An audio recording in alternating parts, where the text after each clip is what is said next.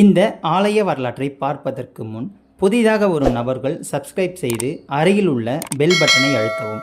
அப்பொழுதுதான் நான் தினந்தோறும் பதிவிடும் ஆலயங்களின் வீடியோக்கள் உங்களுக்கு நோட்டிஃபிகேஷனாக வரும்.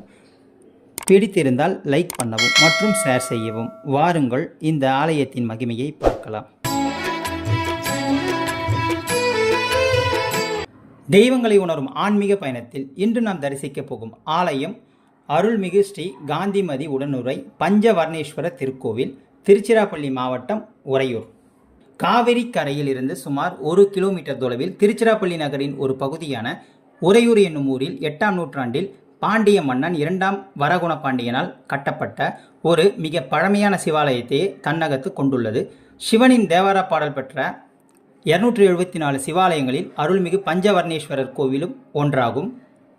பஞ்சவர்ணேஸ்வரர் கோயிலினுடைய தலவரலாறு. உறையூரை தலைநகராக கொண்டு அரசாண்டு வந்த சோழ மன்னனினுடைய மனைவி காந்திமதி ஒரு சிறந்த சிவபக்தை. தினந்தோறும் திருச்சிராப்பள்ளி மலைக்கு சென்று தாயுமானவரை வழிபட்டு வந்தாள். அவள் பிள்ளைப்பேறு அடைந்த போதும் தவறாமல் வழிபாடு செய்து வந்தாள்.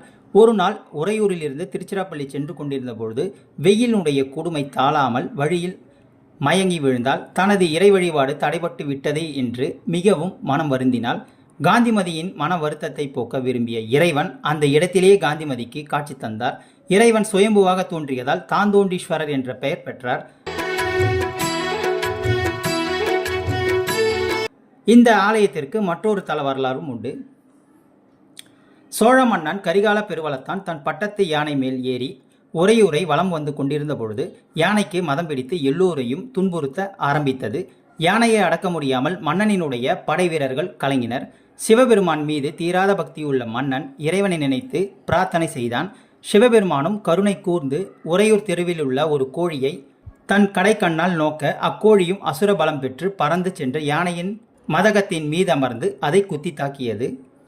கோழியினுடைய தாக்குதலை சமாளிக்க முடியாமல் யானை மிரண்டு ஓடி ஒரு வில்வ மரத்தடியின் கீழ் நின்றது.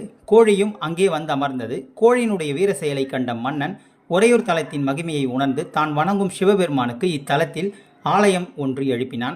இத்தலமும் கோழியூர் என்ற பெயரில் சிறப்புடன் விளங்கியது. இத்தல வரலாற்றை நினைவுபடுத்தும் வகையில் மூலவர் கருவறை வெளிச்சுற்றில் வலதுபுறம் யானையின் மதத்தை கோழி அடக்கும் புடைப்பு சிற்பம் ஒன்றை காணலாம்.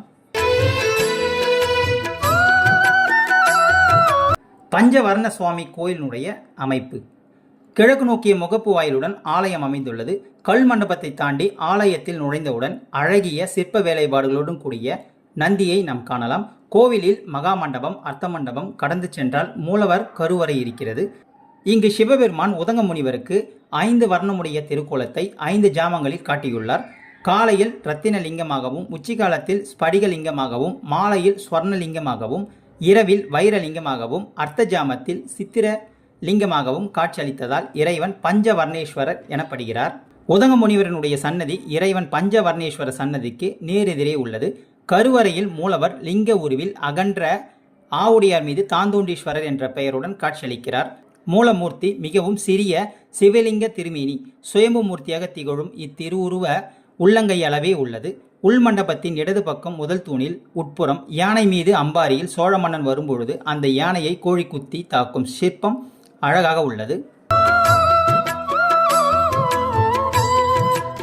இறைவி காந்திமதி அம்மை தெற்கு நோக்கி தனி சன்னதியில் கைகளில் அங்குசமும் தாமரை மலரும் வைத்துக்கொண்டு அருள் புரிகிறாள். இத்திருத்தலத்தில் அமைந்துள்ள காந்திமதி அம்மை நாகலோகத்தில் நாகக்கன்னியர்களால் பூஜிக்கப்பட்டு சோழ மன்னனால் கொண்டு வரப்பட்டு இத்தலத்தில் பிரதிஷ்டை செய்யப்பட்டுள்ளது என்பது ஐதீகம். இந்த சன்னதிக்கு அருகில் மகாவிஷ்ணு, சூரியன், காலபைரவர் மற்றும் சனீஸ்வரர் ஆகியோரினுடைய உருவச்சிலைகள் உள்ளன.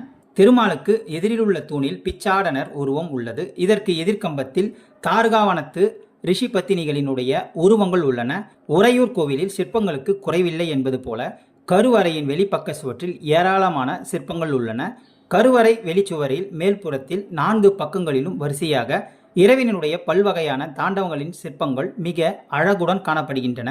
சுற்றியுள்ள தூண்களில் பல வகையான சிற்பங்கள் உள்ளன. ஒரு தூணில் 5 பெண்கள் உருவத்தையே ஒரு குதிரையாக அமைத்துள்ள சிற்பமும் 4 பெண்கள் உருவத்தையே ஒரு குதிரையாக அமைத்துள்ள சிற்பமும் பார்ப்பதற்கு ரசிக்கத்தக்கவை. யானை முகம், மனித உடல், பறவை கால் கொண்ட விசித்திரமான சிற்பம் ஒன்றும் உள்ளது. உட்பிரகாரத்தின் தென்புறமும் மிகப்பெரிய காளி உருவம் பிரதிஷ்டை செய்யப்பட்டுள்ளது. ஜெயகாளி என்று அழைக்கப்படும் இந்த காளி மிகவும் சக்தி வாய்ந்தவள். இத்தலத்தில் உள்ள முருகன் சன்னதியில் முருகப்பெருமான் ஒரு திருமுகமும் 2 திருக்கரங்களும் விளங்க தனது 2 தேவியருடன் எழுந்தருளியுள்ளார். இத்தலம் திருப்புகழ் வைப்பு தலங்களில் ஒன்று. பஞ்சபூத தலங்களில் சிதம்பரம், திருவனைக்காவல், திருவண்ணாமலை, காஞ்சிபுரம், காளஹஸ்தி ஆகிய தலங்களில் காட்சியளித்து அருள் புரியும் சிவபெருமான் 5 பூதங்களையும் ஒன்றாக்கி உறையும் தலமே உறையூர் திருத்தலம். எனவே பஞ்சபூத தலங்களை தரிசிக்கும் புண்ணியம் இத்தல இறைவனை வழிபட்டாலே கிடைக்கும் என்பது நிதர்சனமான உண்மை. மேலும் படைத்தலின் தெய்வமாகிய பிரம்மாவே இத்தலத்தில் இறைவனை வழிபட்டுள்ளதால் எவ்வகை தொழிலிலும் வெற்றியடைய இத்தல மூலவராகிய பஞ்சவர்ணேஸ்வரை வழிபட்டால் நாம் நலம் பெறலாம். கார்கோடகன் ஆகிய பாம்பும் கருடன் இத்தலத்தில் வழிபட்டுள்ளதால் இவ்விதத்தில் பெற்றிருக்கும் சாபம், பாவம், தோஷம் ஆகியவற்றிலிருந்து விமோச்சனம் கிடைக்கும். மற்றும் காசியப்ப முனிவர் அவன் மனைவி கத்ரு இங்கு இறைவனை வழிபட்டுள்ளார். யானை ஏற முடியாதபடி 70 மாட கோயில்களை கட்டிய கோச்செங்கட் சோழன், 63 நாயன்மார்களில் ஒருவரான புகழ்ச்சோழன் ஆகியோர் பிறந்த தலமே இதுவே. திருவிழாக்கள்: சித்ரா பௌர்ணமி, வைகாசி பிரம்மோற்சவம், ஆனி திருமஞ்சனம், ஆடி பௌர்ணமி. இந்நாளில் உதங்க முனிவருக்கு 5 நிறங்களை இறைவன் காட்டியுள்ளார். ஆவணி மூல திருவிழா, நவராத்திரி, ஐப்பசி பௌர்ணமி, அன்னாபிஷேகம், மார்கழி திருவாதிரை, தைப்பூசம், மகா சிவராத்திரி, பங்குனி உத்திரம். இந்த ஆலயம் தினந்தோறும் காலை 5:30 மணி முதல் 12:30 மணி வரையிலும், மாலை 4 மணி முதல் இரவு 8:30 மணி வரையிலும் திறந்திருக்கும். இதுவே இந்த ஆலயத்தினுடைய தல வரலாறும் தல பெருமைகளாகும். இது போன்ற ஆன்மீக தகவல்களை பெற நமது சேனலை சப்ஸ்கிரைப் செய்யுங்கள். நன்றி, வணக்கம்.